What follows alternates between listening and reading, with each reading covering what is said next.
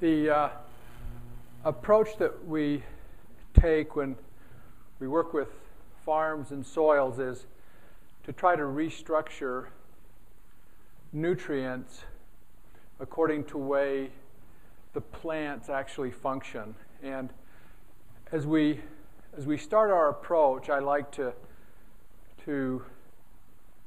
tell the farmers and the producers that we work with that there's a right and a wrong way to do it. And there are no shortcuts to right. Either you're going to do it right or you're not going to do it right. And the one interesting thing is if we look at this beautiful world that we live in, there's a couple of things that are very striking. It was here long before we came. It will be here long after we leave. Okay? And the point of that is we are not the creators, the organizers. We are not this force that put nature into place. So there is a higher law, and everything on this planet, all 119 elements, and every life form is governed by would you call it a divine law or a supreme law or a supreme creator? And that's a given. There's no changing that. And so as we approach our work, we have found that if you work against those natural laws, you will absolutely suffer the consequences. You will never beat nature at her game. A lot of companies think that there are shortcuts and they can make a lot of money doing a lot of things, but in the end, it will not work. And GMOs and genetic engineering are two of those processes that have not and are not going to work under the pretense that they're being sold as. And so the approach we take is to work within the laws of nature and to try to create that sustainable system and work with it. We have the capacity to destroy things very quickly. Nature has the capacity to heal things. For example, weeds are in soils not because Adam and Eve got booted out of the Garden of Eden. Weeds are in soils because of mineral imbalances. When you start to get the balance and ratios of your minerals correct, your weeds go away. Well, the problem is we tend to look at, we'll just force our will upon nature. We'll start to change things, and we'll have the first and the last say here. Nature doesn't allow us to do that. What we want to try to correct in a day, nature may take 2,000 or 3,000 years to correct, but there's a method to her correction, and it will be done properly, and weeds remineralize the soil, and it will correct mineral imbalances. And so there's a right and a wrong way again. These GMO plants are definitely an example of the wrong way. But it's not just GMO plants that we need to worry about. It's the chemicals that are used in the process of growing these plants. And there's the herbicides, the insecticides, the fungicides, the nematicides, and all kinds of biocides. But there's two particularly very dangerous herbicides that we're going to talk about. One of them is glyphosate that comes with your Roundup product. You heard of Roundup Ready corn, soybean, cotton, canola, those type of things. That's a product from Monsanto. The other one is glufosinate. Okay, it's another product. And what these chemicals do, and the reason that they're so dangerous, is that they take and strip the minerals out of plants so that the plants and the animals can't function, and we can't function. And so this becomes a problem in living systems. Okay? Also, the molecules are very toxic, and so they go on to do some very destructive things. And so when we talk about these particular compounds, remember, Roundup is the largest selling herbicide conventionally in probably the history of the world so far, second only to DDT. I mean, and that's saying, like, we've got two really nasty guys out there. And so we've seen it in our lawns, we've used it on our gardens, we've used it on our walkways, and so it's not just limited to agriculture. This is a household product. Everyone uses this stuff. And so these compounds, initially we were told, biodegraded very quickly. Put it in your soil, the microbes take care of it in a few weeks. It's gone away. Well, that was the second biggest lie. I think the first one happened in the Garden of Eden, but the second one happened here, okay? Because glyphosate and glufosinate do not go away. In many soils, their half-life is 20 years, meaning you're going to have this guy hanging around potentially up to 40 years after it's applied just one time. And it's reabsorbed by the plants. Okay? The reabsorption is even more toxic than the first go-round. So this is not a bright picture as far as what we've got to deal with. Okay? So as we go through here, we want to talk about these effects, what they do. Okay? These minerals, these compounds, glyphosate, glufosinate, they grab minerals. Okay? They pull the minerals away from the enzymes that everything functions with. Every life form is driven by enzymatic responses. We don't think a thought, take a breath, move a muscle, blink an eye, without having it being enzymatic driven. Everything from a bacteria to a buffalo is all enzymatic driven. Every plant, every animal, every life form is driven by enzymes. Well, what makes those enzymes work are minerals. Okay? If the mineral is taken away, that enzymatic system stops working. Okay?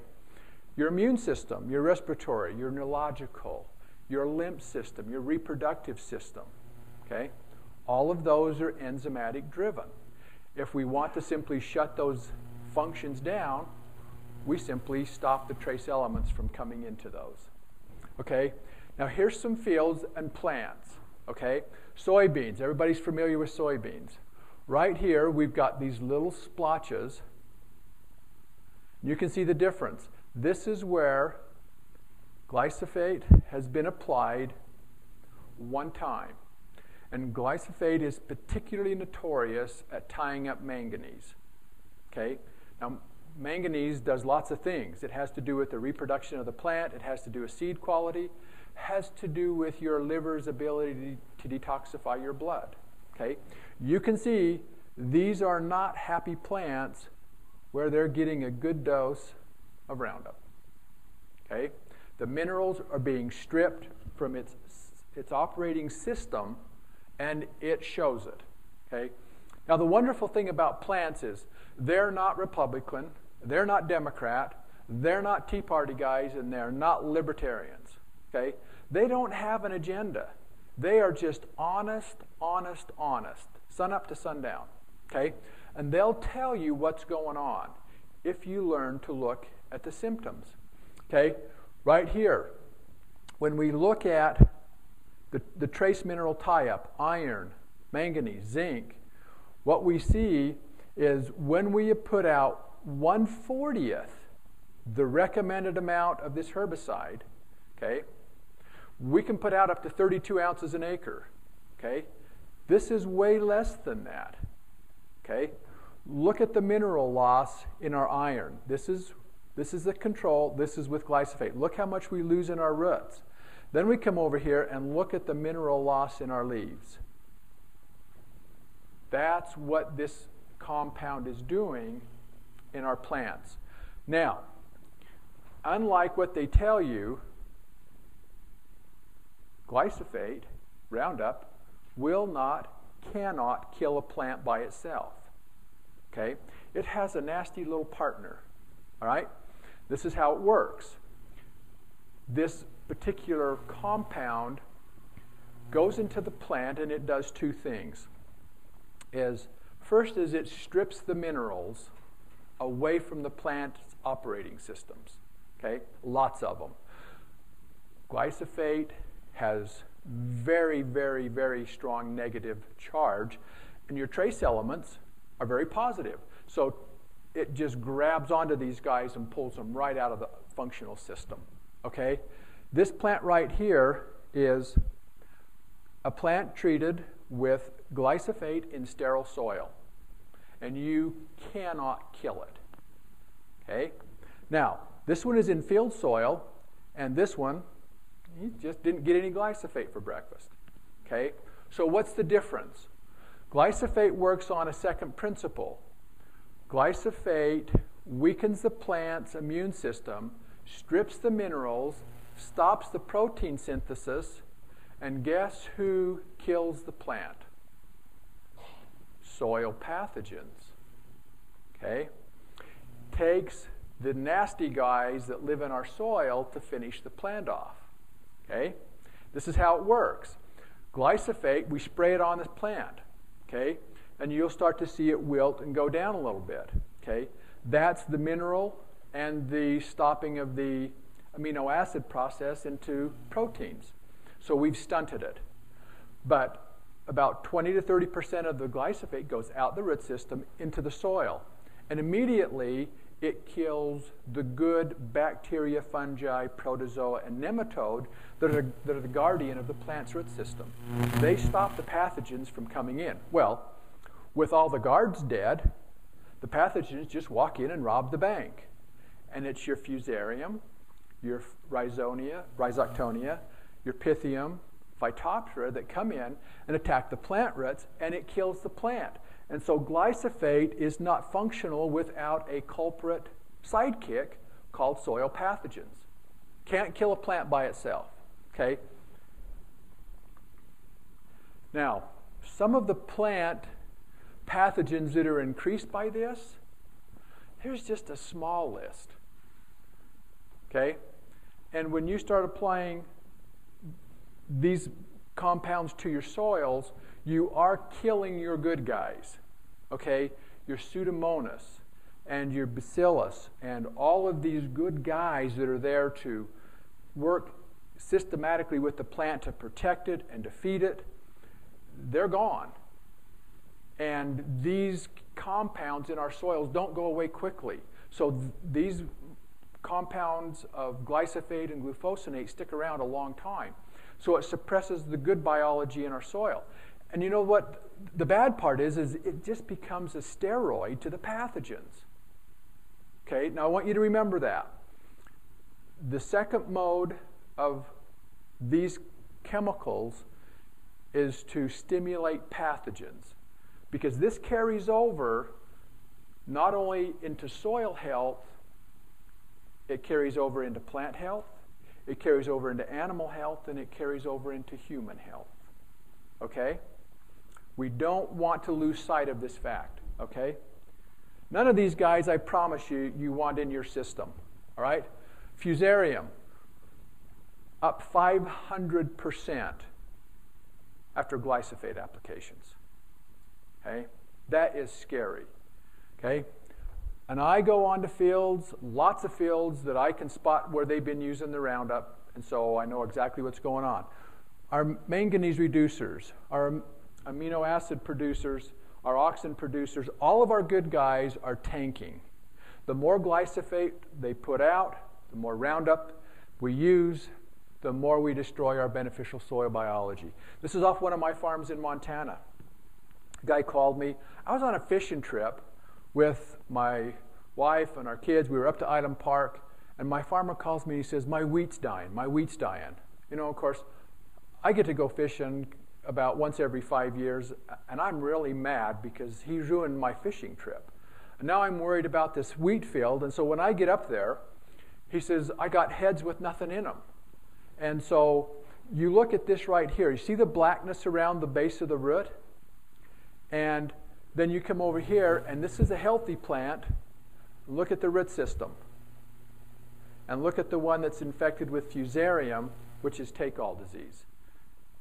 In wheat, it's sudden death syndrome in soybeans. Okay?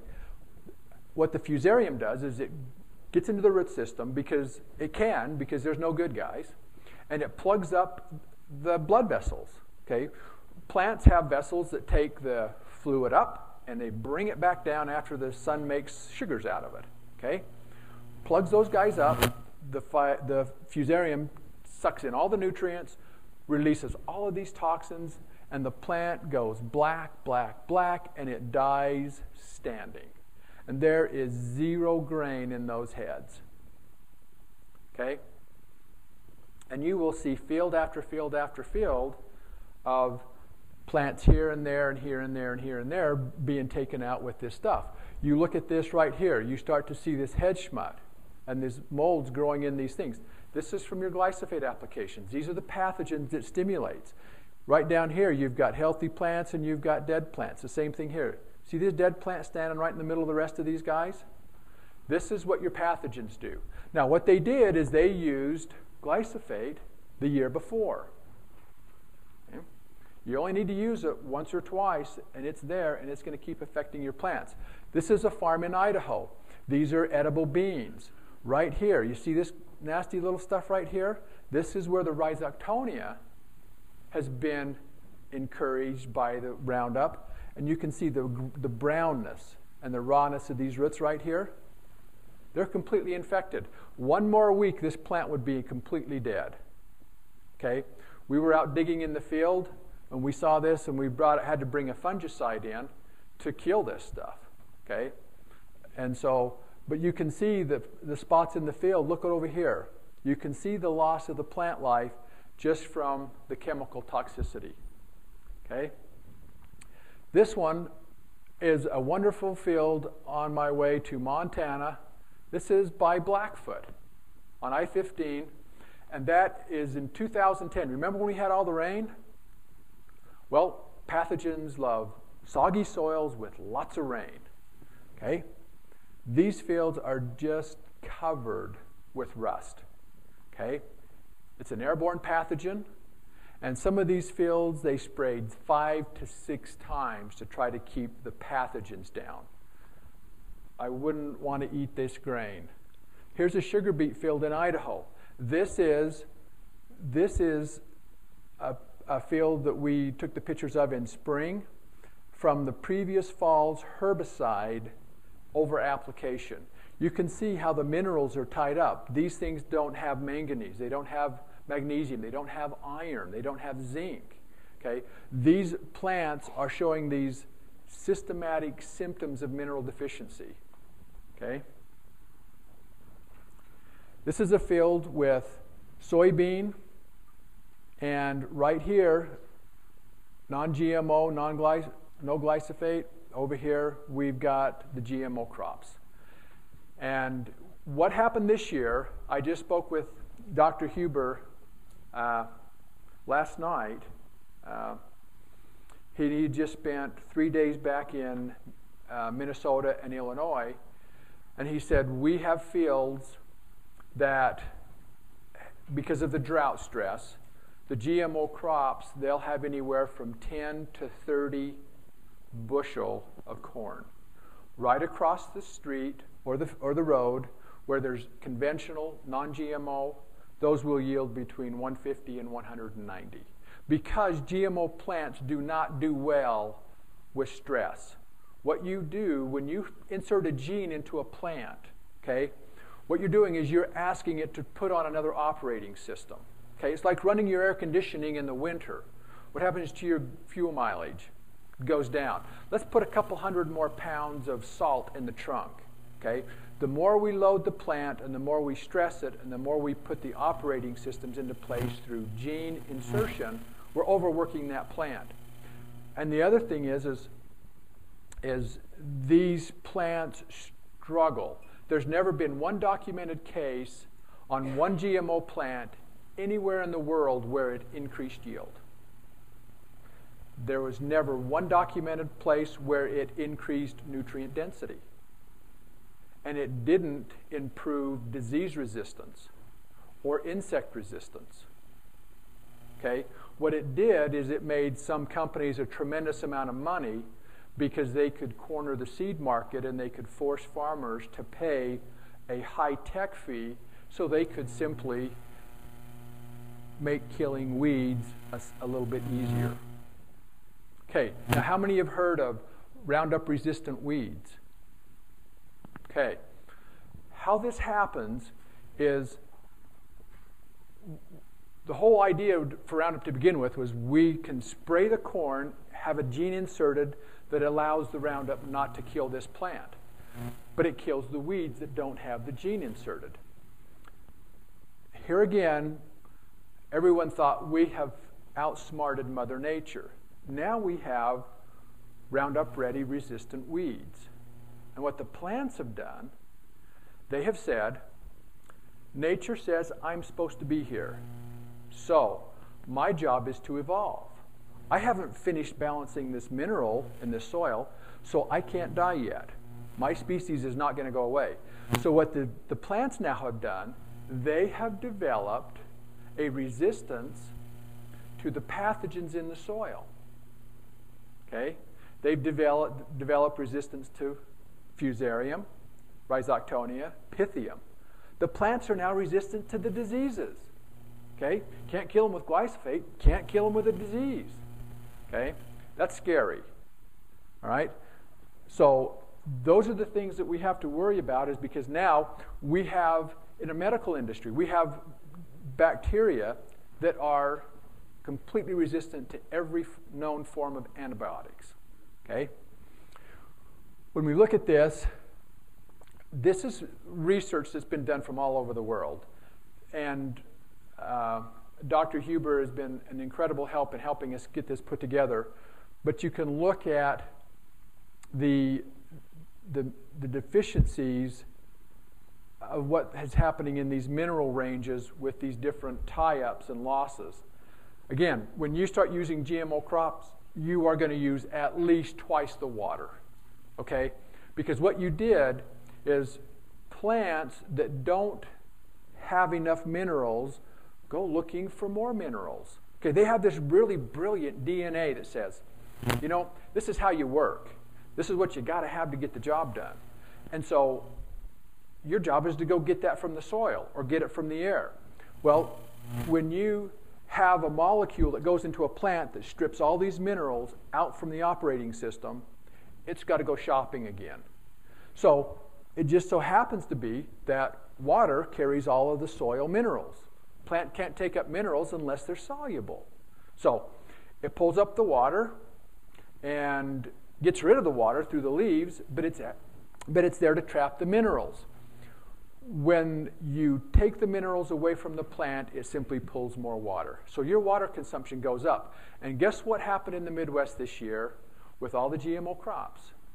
Water consumption went through the roof, they had no rain, and those plants tanked. The diseases went through the roof, and those type of scenarios, I mean, it is like the difference between a drag race from an old 56 Rambler and a Ferrari. There is no comparison. Those GMO plants can't even get out of the starting box. They are dead standing. There's a lot of fields that have no cobs on any stalk for hundreds and thousands of acres. Plants simply didn't have enough nutrient to even put out an ear. Okay? So this mineral tie-up is a real huge component of a problem. Again, you can spot right to the line where they've used this glyphosate and the mineral tie-up in lots of plants. Some diseases increased by good old Roundup. Well, you know, that's a lot more than we should be dealing with. And this is only the beginning of the list. This isn't the end of the list. Okay? All of these are very, very expensive to try to deal with. How many have seen bubbled kernels on corn? Okay, it's a big problem. It comes from a late application of glyphosate. Okay, again, you tie up the minerals. The plant, when it's forming these ears, can't do its job. So you get all of these little cute little pockets filled with air. Okay, it's not the way the plant's designed to function. Long-term use of these chemicals. This is what a field looks like after 1 year. Same field after 10 years. Because you have killed the biology and you've put a toxic compound in there that is not going away. You are continually tying up the trace minerals that the plants need so desperately to function with. There's no possible way that these crops have anywhere near the nutrient they need to grow. And if they grow, and if they produce seed, it will be garbage. Anyone who tries to replant the seed off of this type of field will have horrible germination, horrible plant structure, horrible yield. You can't progressively degenerate your plants and think we're going to get these sequoias coming back year after year after year in our food plants. It's not going to happen. Okay? Again, we started out with a few weeds, and we ended up with these guys who are no longer susceptible to these chemicals or the pathogens. Okay? So, Roundup Ready alfalfa. This was just deregulated 2 years ago. Major problem, because right now, alfalfa is probably the major forage crop in the U.S. for livestock. Okay? Putting Roundup in there is going to have drastic effects on everything from rabbits to the cattle that eat it. Okay? Because it's going to take out their reproductive system, it'll take out their immune systems, and we'll go into that a little bit later. But I just want you to see the decrease in the mineral content of these plants. They are not better plants because they're genetically modified. Okay? Here's one of my plant roots out of Montana. This is alfalfa. Alfalfa is a legume. Okay? Legumes do wonderful things. They make their own nitrogen. They can take this wonderful N2 gas out of the air, fix it with all these cool things, and the plant gets its own nitrogen source. Don't even have to buy it. Okay? This saves hundreds of dollars an acre, just in chemical costs if you got this guy. Well, there's supposed to be little nodules on all of these little root systems. It's not there. Okay? Roundup kills the rhizobium that make these nodules. And these plants struggle to produce nitrogen for themselves. Okay? Now, this is a picture of some alfalfa roots. Look at these cute little guys. Kind of like little Christmas tree decorations hanging out all over them. Okay? That's what they're supposed to look like. But on my farms from California to Montana, I can't find these. Okay? They're not there. Okay? Cattlemen's Association in 2002 testified before Congress. 2 major problems that we have. First is reproduction failure. Okay? This is what's happening. Now remember, we talked about this Roundup molecule. It's in the plant. 70 to 80% of it stays in the plant. And so when the plant finishes its grain, or finishes its fruit, or finishes whatever it's producing, it takes from its body and it translocates it into the produce. Okay? So what happens is this then goes into the feed. Goes into grain for chickens, it goes into grain for hogs, it goes into corn and silage for cattle. Well, this molecule is in there. And again, we come back to the very same principle. What Roundup does is, in the gut, it kills the good microflora that activate and provide health to the digestive system, and it sponsors the pathogens. And so now what is happening in our livestock industry, and it isn't just the cattle, It's the hogs, it's the chickens, it's goats, it's sheep, it's everything that gets this feed. They're having spontaneous abortions in excess of their reproduction rate or their reproductive demands, which means you can't sustain these any longer. When you have over 10 to 12% death loss, you can't maintain a dairy. You can't maintain a beef operation. You can't maintain a profitable hog operation. Right now, we have got operations between 20, 30, 40, 50, 70% spontaneous abortion, birth defects, deformalities, stillborns. Okay? So this information is being tested. There's labs, incredible labs all around the world that are working on these problems, and we're going to show you about these. Okay? Right here, I want you to notice particularly, how many come from a farming background? Okay. For those of us that were lucky enough to milk cows when we were kids, it used to take about 1.2 inseminations, or if it was a lucky bull, he got about 1.2 tries before he settled the heifer. Okay? Now, the average is 4, 4, 3. Okay? You can see that the percentage of the herds that are maintaining their calves. All right? What is happening is when you strip the minerals away from these mothers, they simply abort the calves. They don't have enough nutrient to carry the calf through maturity. Same thing with a flower. When you have a soybean that drops its flower, you have a plant that drops its petal, it aborts due to a mineral deficiency. Okay? So, we don't have years and years and years to sustain these types of losing operations. All of our industries are now in jeopardy because of this.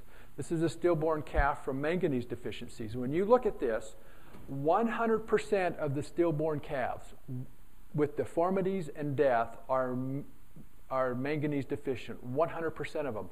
There are no normal or above normal animals. Of the ones that survive, 63% are deficient. Okay? Only 29% are normal. Okay? We're losing the nutrients in our feed. Here's a stillborn, a late abortion on a calf. Okay? I want you to look at the stomachs on these critters. Okay? Because if you wonder where your allergies are coming from, you don't have to look any farther than these next few slides. Okay? Because what happens is when you insert a foreign gene, most of these genes are protein structures, what you're doing is you're reprogramming the intelligence of this plant. And what you're going to do is you're going to scramble a myriad of protein outputs, oil outputs, and carbohydrate structures. And those are foreign to us. They're foreign to animals. They're foreign to anything that eats them. Okay? And what happens is you can see here all of the yellowing in the GMO animal. And you can see a normal gut here. Okay? This is in a hog stomach. Right? You can begin to see the redness and the yellowing. This is toxicity. All right? When an animal in preservation, you can tell the health of an animal by its fat. White fat means there's no toxicity. Okay? In animals, what they do is nature preserves them. When there's a toxin in the bloodstream, it will remove it and it will put it as far away from the vital organs as it can. So when you have yellow fat, you don't have healthy animals. When you have white fat, there's no toxicity in the system. Well, look how discolored these intestines are. In fact, when they wanted to do some research on these intestinal things, these stomachs and the intestinal linings were so badly disintegrated that when they tried to work with them, they literally came apart. this animal, obviously on medication to get it to slaughter, okay, we kept it alive just long enough to kill it. Okay? And so you can see what their reaction is to GMO feeds. They're allergic to these compounds. Our allergies have gone up 400 to 500% in the last 10 years. Okay? It's your GMO feeds, it's your foreign proteins, it's your foreign compounds that our bodies are not used to. Now, when we talk about what these molecules do inside animals, okay, again, glyphosate, Roundup, glufosinate, these are very nasty guys, and they sponsor the worst of the pathogens. Okay? This is coming from botulism. Okay? This is in Germany. And what's happening is this literally kills thousands and thousands of cows. Because what happens is when they're fed the GMO feeds, the GMO materials go inside the animals, it takes out the good microflora. And so you have to remember, in nature there are no voids. Okay? If I wipe out 10,000 good guys, I don't have a hole. What I have is 10,000 more bad guys. And when they go to breaking down the feed, they're very, very picky eaters. They don't digest food well.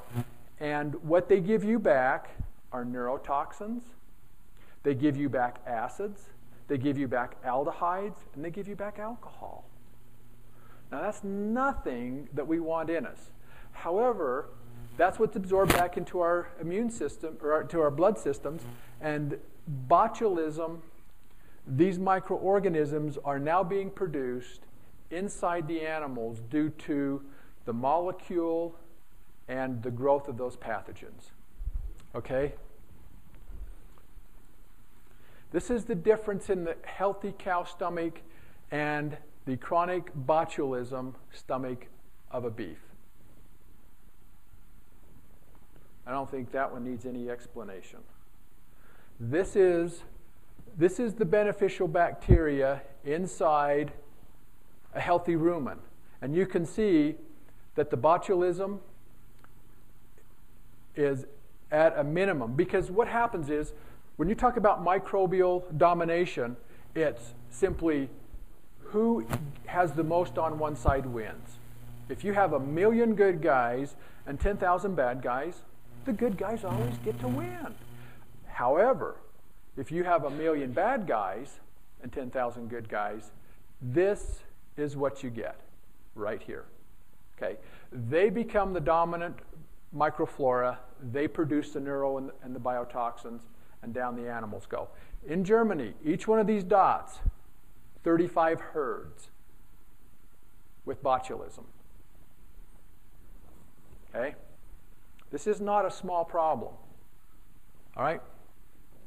Diseases, human diseases. Okay, we have gone from plants to animals, now we're going into humans. Okay? Take a look at this stuff. Okay? Allergies, Alzheimer, arthritis, asthma, autism. Okay? We're going to go through here. And inflammatory bowel syndrome here in the U.S. It has gone up pretty much evenly with the introduction of GMO crops. Okay? Direct toxicity from glyphosate. It takes less than 1 part per million to disrupt our endocrine system. Yet the FDA will allow between 20 and 40 parts per million in our food. So who's looking out for who? Okay? So if anyone tells you that GMO foods are safe, they're not safe. Okay? It takes very little of these things to go through and do neurological, organ, and tissue damage. And it's way, way, way below the threshold that the FDA has set and the EPA allows. Okay?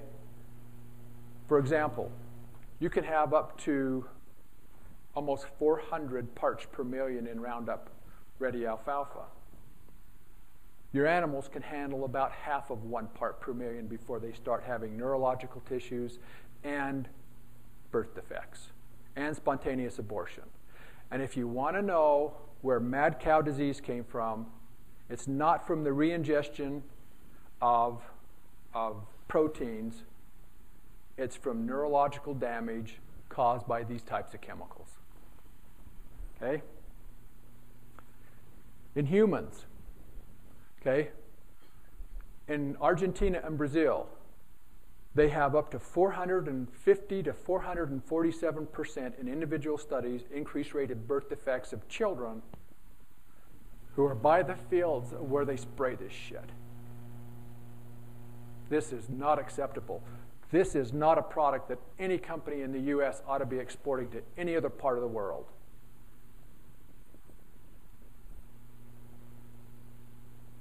This is the culprit right here. This little guy right here, it's a new bug to nature, or it's a new bug to science. This is the guy that they have classified and cultured, and they have reproduced every symptom, from allergies to autism to arthritis to Alzheimer's to Parkinson's disease, MS, chronic bowel, in the presence of this guy right here. Okay? It's smaller than a bacteria. It's probably a prion. They have a DNA structure. They haven't named it yet, but this is kind of a nasty up-close look at this guy.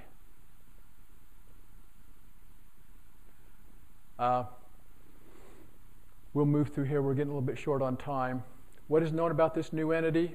It is extremely small. It is self-replicating. Okay? And it moves through food systems very, very quickly, and we do not begin to have the immunity to even begin to deal with this guy. Okay? 10 years ago, for every single fertility clinic we had in this country, we now have 14. Okay? You talk about human abortion, or abortion rates, you talk about premature abortion, you talk about miscarriages, you talk about birth defects. In humans, it's cleft palate. You see it more and more all the time. Okay? You see spinal diseases. You see organ deficiencies. You see abnormalities at children at birth. In Canada, they did studies on the BT toxin. Okay, that's an insecticide that the plant makes itself. When you eat it, it restructures your DNA and you start making the BT toxin. 93% of the women in Canada that they tested in Quebec have the BT toxin. 80% of it passes across the placental barrier, so their children are producing insecticides internally before they're born. You tell me why kids are sick. Okay?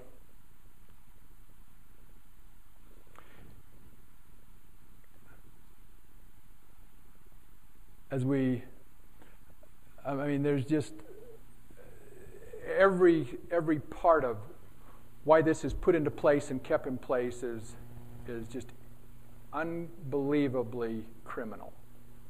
There's no justification for it whatsoever.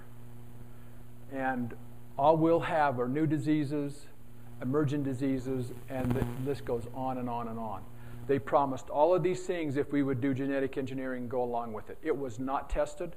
It was passed off by those entities sponsored by our government in charge of the public health and trust, and what a violation. And probably one of the biggest things is when future historians may well look back at our time, not about what the pounds of pesticide that we used or we didn't use, but how willing we were to sacrifice our children and jeopardize future generations with this massive experiment that was based on false promises and flawed science, just so companies could add to their bottom line. There's a way to remediate this. It takes microbes. Okay? This is tests that we did in Iowa on GMO corn. We have microbes that will literally take these structures apart, and we're now trying to set up our labs to determine how fast we can detoxify this molecule. Not just make it go to some part of the soil and get held in place where it can come back. We need to detoxify this because we do not have a human system or a livestock system that can sustain 10 to 20 more years of this. Studies that they did in Russia on rats with GMO feed. First generation, 30% reduction in birth rate. Second generation, 80% reduction in birth rate.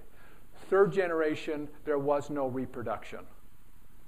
2 weeks ago, it was either the New York Times or USA Today said, our reproductive rate is down 30%.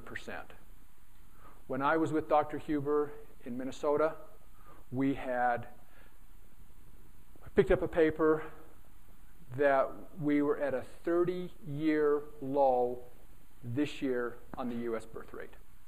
Okay? So connect the dots.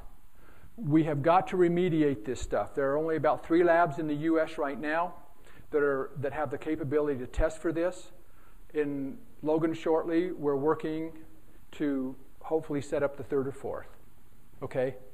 And when you talk about food quality, we talked about this a little bit earlier. Your food should have a mineral content. Sugars and minerals in plants go together. When you look at strawberries and why they spoil, if you look at this right here, come across here, look at strawberries. 6 on a refractometer scale is poor. And I'll tell you, that little guy is going to grow a beard really fast. And it'll be gray, and it'll be nasty, and it'll be fungal. Okay? You get strawberries up to 10, maybe they'll last a couple of weeks. Here at 14, at 16, I will tell you that when you start getting your nutrient density, which is your sugars and your minerals in your plants, when they start going up, your food will not rot. It can sit and dehydrate. If it takes 1 week or 1 year, it will not spoil if you grow it proper with all the minerals that are required.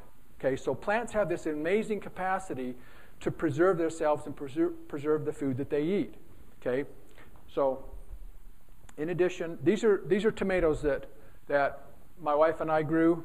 Started in 2007, and we decided we're going to let them sit at room temperature. This right here is September 25th, 2007. This photograph right here is August of 2008. Set at room temperature. No dehydrator, no refrigeration. It can be done. Okay? This is alfalfa that we grow in Nebraska on one of our test farms. This alfalfa is about, it's got to be up to about here on me. Okay?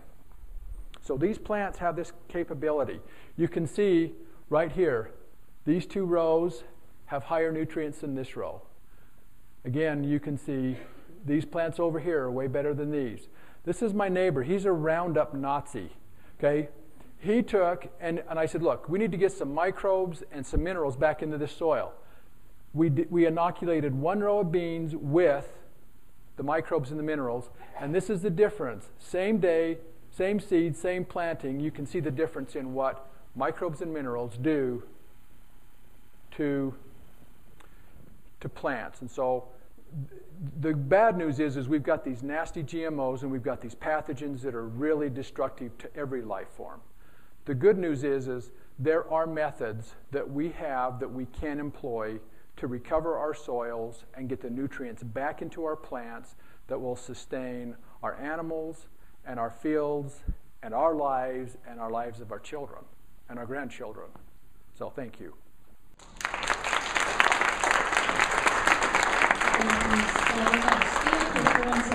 Now, in all of my cafe genetic classes, what do I tell you? You are what you eat, right? And hasn't this illustrated that perfectly? We can see that what we put into our bodies creates the cells and creates our hormones and creates our chemistry in our bodies, and we are exactly what we eat. I know I've heard a bunch of people asking this as you were talking.